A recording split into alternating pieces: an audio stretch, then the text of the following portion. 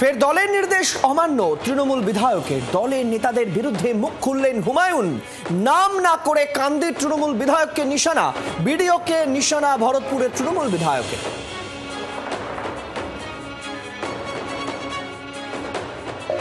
এখানে বিডিও কি করছে?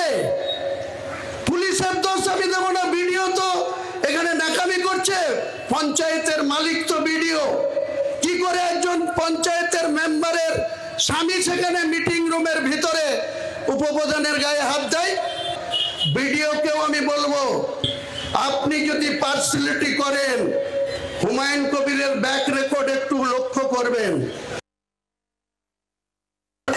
কিন্তু চিংড়ি মাছ, সে কাতলা মাছের সঙ্গে লড়াই করতে আসবে, হাতি যেদিন মশা মারার মতো পা দিয়ে পিষে দিবে, সেদিন বুঝতে পারবা কত ধানে কত চাল।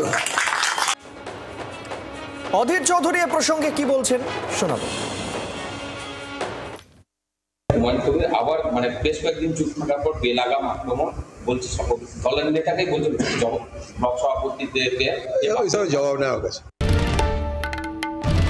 বাংলার আওয়াজ, বাঙালির আবেগ, জি 24 ঘন্টা।